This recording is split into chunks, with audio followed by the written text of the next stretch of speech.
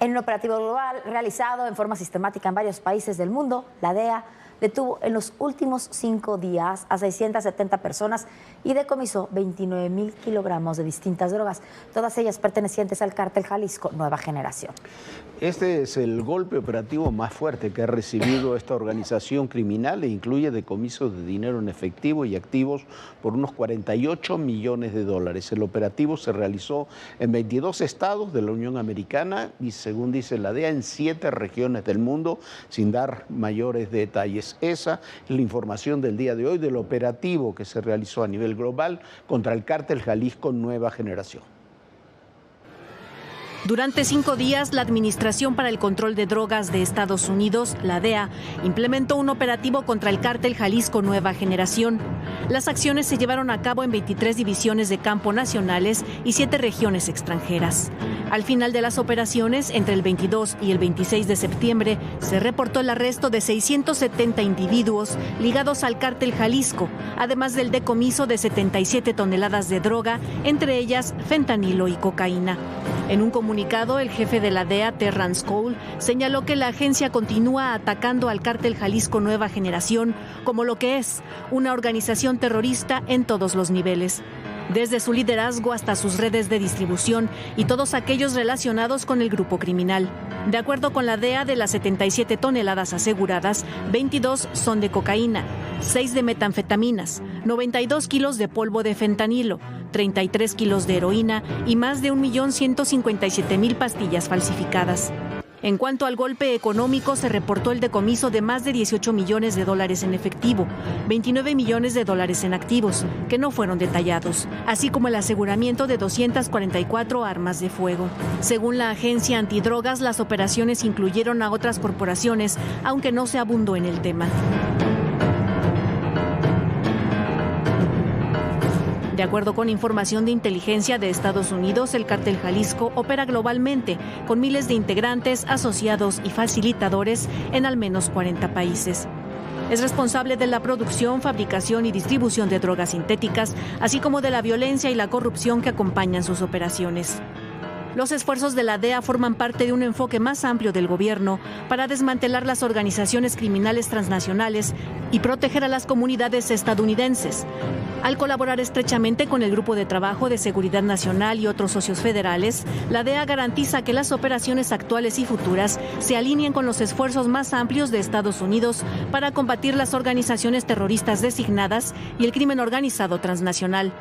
En el caso del cártel Jalisco, la DEA está comprometida en combatir sus redes de comando, control y distribución, además de continuar con los trabajos para localizar a su líder, Nemesio Oseguera Cervantes, alias El Mencho.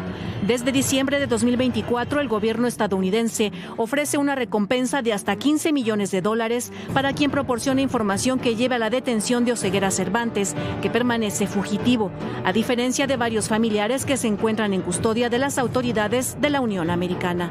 Para ADN Noticias, Fuerza Informativa Azteca. Bueno, este golpe del que se ha hablado menos de lo que se tendría que hablar. Aquí en México, las autoridades no han dicho demasiado sobre este tema, las autoridades mexicanas. Va de la mano con otro que se realizó hace aproximadamente un mes contra el cártel de Sinaloa, también con un número muy alto de detenidos, dos operativos similares que se realizan al mismo tiempo, en forma simultánea, en distintas partes del mundo. En Estados Unidos y en distintas partes del mundo. Cuando se dice que se rompen estructuras criminales, de eso estamos hablando, de romper este tipo de estructuras criminales. Hay 2 cosas a considerar. Primero, que tanto Sinaloa como Jalisco, estos cárteles, tienen presencia en cerca de 40 países, no nos engañemos. Pero además de esa presencia internacional, porque son organizaciones globales, internacionales, estos golpes también devienen de todos los narcotraficantes que ya están trabajando como testigos protegidos de los Estados Unidos. Por eso tienen tanta información y por eso se pueden realizar estos golpes simultáneos. Mientras tanto, aquí en México, en Michoacán, continúan los ataques de los grupos criminales, en particular del propio cártel Jalisco Nueva Generación contra militares. En este caso, utilizando drones artillados, mataron este fin de semana a un militar y dejaron a otros 2 heridos. Así quedaron un par de avionetas luego de sufrir ataques con drones en el ejido La Parotita, Tepalcatepec, en Tierra Caliente, Michoacán. Sucedió la madrugada del 28 de septiembre. Una de las avionetas quedó completamente calcinada. De acuerdo con habitantes, las aeronaves eran usadas para la fumigación de cultivos de fruta. Medios locales apuntan a que los responsables son integrantes del cártel Jalisco Nueva Generación, que disputa la zona con la nueva familia michoacana. Un día antes, el 27 de septiembre, en el municipio de Coahuayana, reportaron la entrada de integrantes del cártel Jalisco. De acuerdo con la Asociación Libertad, Paz y Desarrollo por Coahuayana, hubo secuestros, ataques armados y un dron con explosivos cayó cerca de una primaria sin estallar. El saldo fue de 3 muertos. De acuerdo con la denuncia, las autoridades estatales nunca se hicieron presentes. Ante la violencia desatada, las clases fueron suspendidas para este lunes 29 de septiembre. Por estas acciones, el gobierno estatal amonestó al alcalde de Coahuayana, indicando que no está facultado para suspender clases. Mientras que en Apatzingán, un elemento de la Guardia Nacional murió y 2 más tienen lesiones luego de un enfrentamiento con presuntos integrantes del cártel Jalisco Nueva Generación. Emboscaron a los agentes en la localidad Lomas de los Hoyos. Un helicóptero artillado disparó contra los criminales. 2 de ellos fueron detenidos. Cerca del mediodía, sujetos amenazaron a un chofer de la ruta Chilapa-Chilpancingo. Bajaron a los usuarios y segundos después le prendieron fuego. No hay reporte de heridos. Mientras que el sábado asesinaron a un repartidor de pollo en el mercado central de Chilpancingo, Guerrero. De acuerdo con medios locales, se trató de un ataque directo. El crimen ocurrió un día después del asesinato de otro comerciante en el mismo mercado.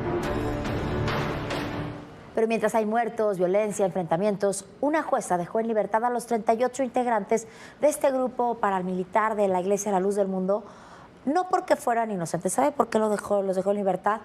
Porque los habían puesto a disposición de las autoridades locales de Michoacán. Las autoridades locales de Michoacán dijeron que no les correspondían a ellos, que no los aceptaron, y entonces los llevaron ante un Ministerio Público Federal. Pasaron varias horas en lo que los entregaron a las autoridades locales, a las autoridades federales, así que la jueza decidió dejarlos en libertad. Una demostración más del poder político en Morena de esta asociación criminal.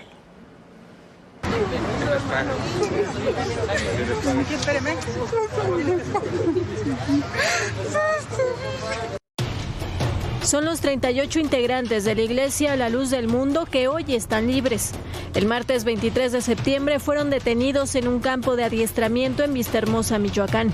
Indicaron que eran miembros de Hazer, guardia secreta de la Iglesia. Eran adiestrados para proteger a los líderes, templos y vigilar sus eventos masivos. Las autoridades precisaron que estos sujetos provenían de Michoacán, Jalisco, Nayarit, Estado de México y Guerrero, además de un ciudadano estadounidense.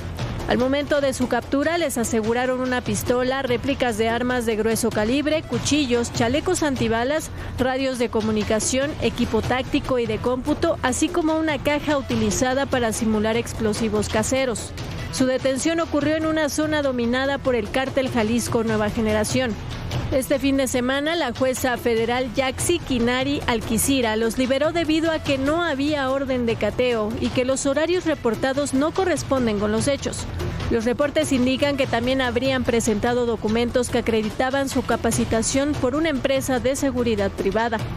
Este lunes, la titular del Ejecutivo Federal indicó que es la primera vez que se encuentra un sitio de este tipo relacionado con una iglesia, que en el campo de adiestramiento había armas reales y réplicas, que fue la Fiscalía de Michoacán la que llevó a cabo las detenciones, pero que posteriormente decidieron llevarlos a la Fiscalía General de la República, dado que había armas de fuego de uso exclusivo. Señaló que más allá de la hora de la detención o los problemas con la orden de cateo, el hecho se sigue investigando. Por lo pronto, la Fiscalía General de la República cuestionó la liberación de los 38 integrantes de la congregación La Luz del Mundo. El fiscal de Michoacán, Carlos Torres Piña, dijo que su dependencia colabora con la Fiscalía Federal para presentar un posible recurso legal de apelación. El jueves 25 de septiembre, una corte federal de Nueva York ordenó la aprehensión de Silem García Peña, exregidor del municipio de Jalapa, Veracruz. Se le acusa de proteger al líder de la Iglesia de la Luz del Mundo, Nazón Joaquín García, bajo proceso por encabezar una empresa criminal continua de abuso sexual en Estados Unidos. El gran jurado federal argumenta que García Peña, junto con otras personas, ejecutaron acciones para destruir evidencia e impedir que las víctimas de abuso sexual del llamado apóstol de Jesucristo hablaran con las autoridades. Silem es esposo de la actual regidora morenista en Jalapa, Sabdi Asmavet Quesada. La semana pasada, en una audiencia que duró menos de 15 minutos, Nazón se declaró no culpable ante una corte de Nueva York de 6 cargos relacionados con tráfico sexual de menores y crimen organizado. Actualmente, el líder de la Luz del Mundo cumple una sentencia de 16 años en una prisión de California por abusar de varias feligreses menores de edad. Entre los 6 acusados está su madre, Eva García de Joaquín, y su sobrino, Joram Núñez Joaquín. Lo cierto es que en la estructura de la iglesia se encuentran políticos de Morena y juezas de distrito que ganaron sus plazas en la elección judicial de junio. Entre los involucrados está Israel Zamora Guzmán. En marzo de 2024 se incorporó a la bancada de Morena en el Senado.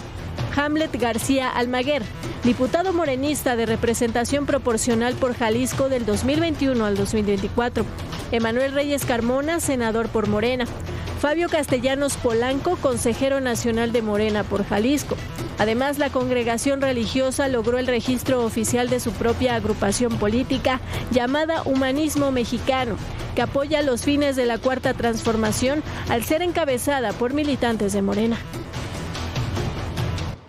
Bueno, este sigue siendo un caso vergonzoso, donde no queda claro al final por qué los liberan, pero lo más vergonzoso además es que es un grupo armado, un grupo paramilitar, y quedan todos en libertad. Quedan todos en libertad sin reservas, o sea, el caso no va a seguir avanzando legalmente. La Fiscalía General de la República dice que está evaluando una apelación, no la ha presentado, y ahí están. Siguen en libertad, pero peor todavía es que con todas las acusaciones que hay contra Nazón Joaquín y su mamá, su sobrino, su vocero y demás, no hay un solo caso abierto en México. Son crímenes que se cometieron en Estados Unidos y también en nuestro país. Pero aquí, como son aliados, no se los investiga. Y lo que continúa hablando de aliados que al final se salen con la suya, es la develación de datos que cada día deberían hundir más a Adán Augusto López y a todo su grupo político, a Hernán Bermúdez, por supuesto, pero también incluyendo al grupo más cercano del expresidente López Obrador. Cada día, eso se lo habíamos platicado ya desde hace algún tiempo. Esto es como el caso Watergate. Cada día que pasa y ante cada mentira se devela algo nuevo. Y cuando se va develando algo nuevo, se van hundiendo más estos personajes, que así todo continúan siendo defendidos. El viernes se informó que distintas empresas entregaron a Adán 79 millones de pesos que no fueron declarados y que serían, dice ahora Adán, serían parte de su trabajo de asesor, al mismo tiempo que era legislador y al mismo tiempo que fue secretario de Gobernación y que era notario.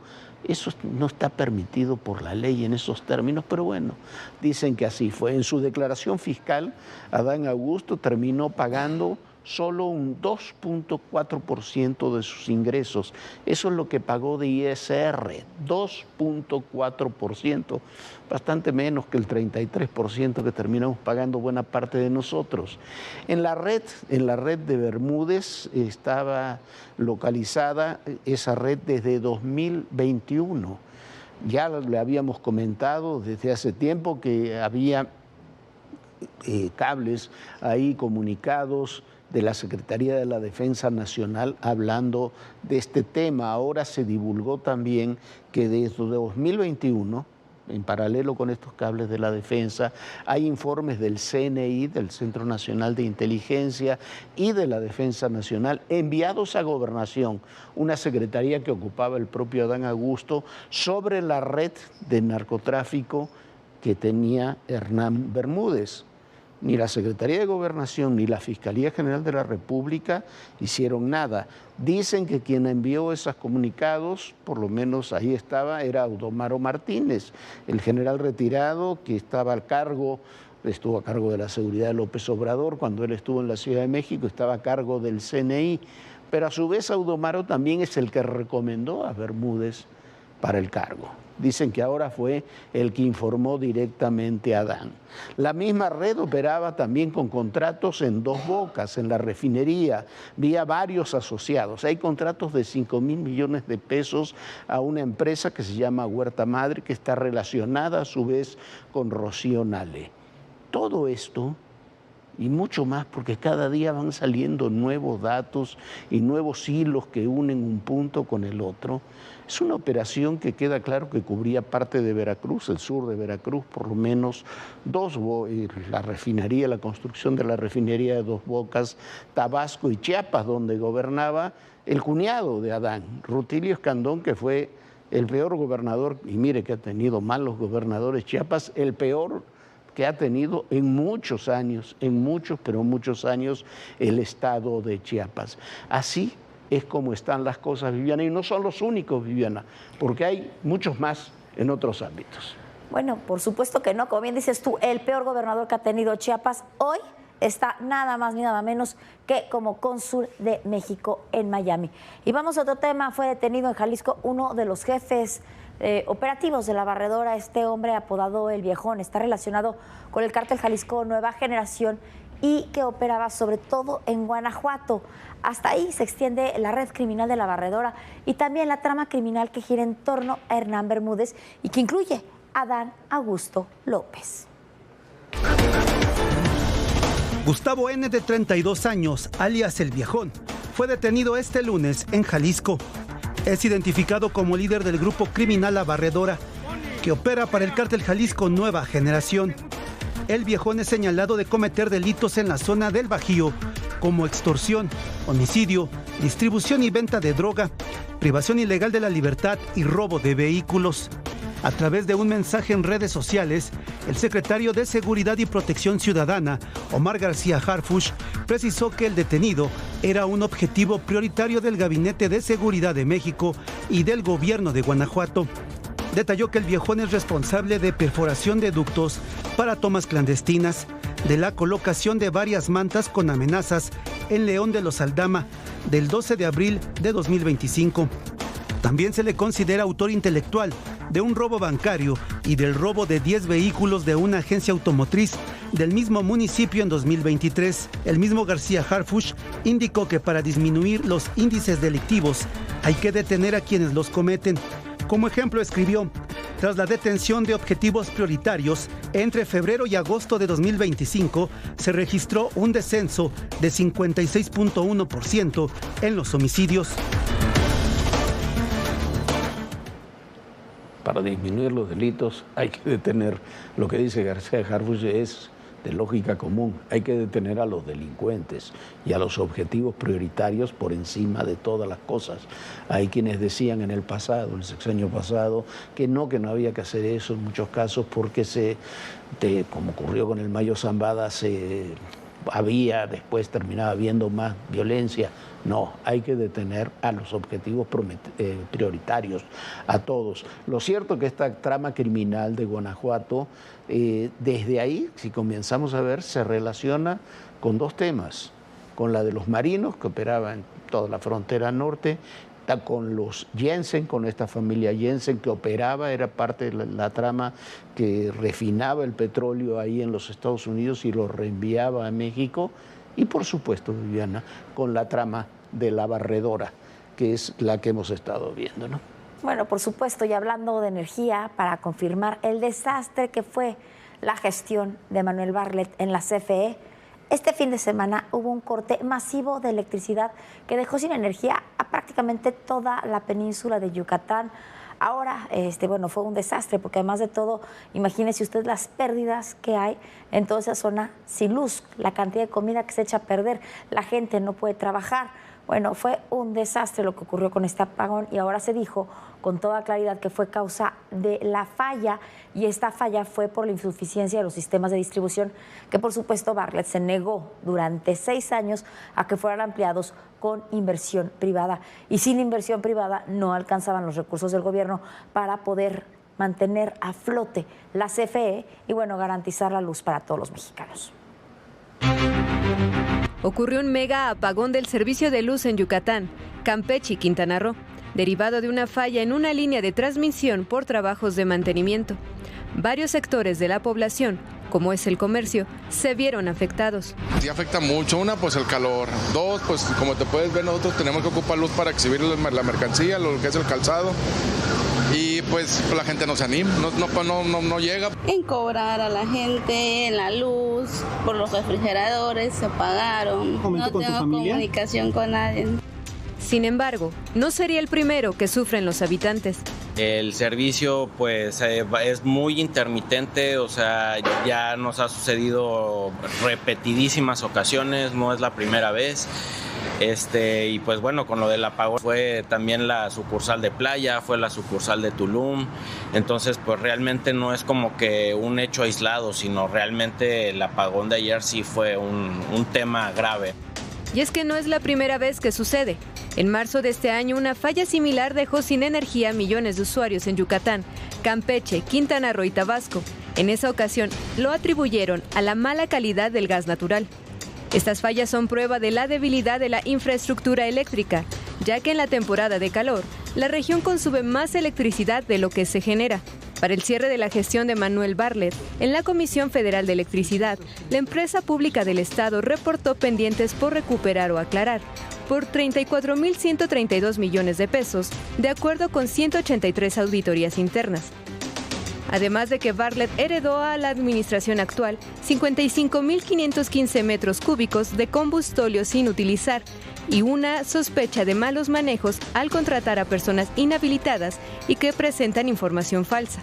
Tan solo de 2019 a 2024, la CFE recibió 523.000 millones de pesos en subsidios para mantener las tarifas eléctricas por debajo de los costos de producción, lo que presentó un aumento del 97% con respecto del periodo de 2012 a 2018. Por lo pronto, el apagón provocó pérdidas en los sectores comercial, turístico y doméstico. Más de 2 millones de usuarios se vieron afectados en Yucatán, mientras que en Campeche, 9 centrales que generan 274 megavatios dejaron de operar. Bueno, energía tenemos, lo que no alcanza son las vías de distribución. Eso es lo que Bartlett no quiso ampliar y eso es lo que está fallando y por eso se va regularmente, se queda sin energía varias zonas del país, pero sobre todo la península de Yucatán.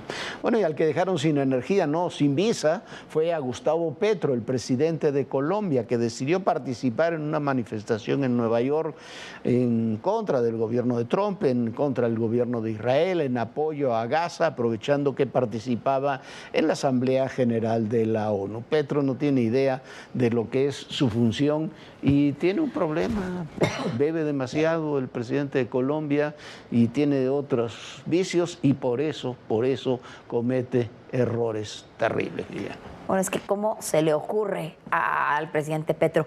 Y hablando de Gaza, hoy el presidente Trump, con motivo de la visita de Benjamin Netanyahu a Washington, anunció un plan de paz que, si es aceptado por Hamás, podría, dijo, lograr un alto al fuego hasta un acuerdo de paz.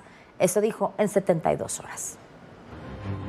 El presidente de Estados Unidos, Donald Trump, anunció un plan de paz para Medio Oriente que implicaría el fin de la guerra en Gaza. We agreed to launch a formal trilateral mechanism between Israel, Qatar, and the United States to begin a dialogue to enhance mutual security, correct misperceptions and avoid future misgivings. Acompañado del primer ministro de Israel, Benjamin Netanyahu, el presidente estadounidense dijo que junto a Israel Varias naciones de Medio Oriente y Europa también respaldaron la iniciativa de 20 puntos, que ahora debe ser aceptada por Hamás. I support your plan to end the war in Gaza, which achieves our war aims.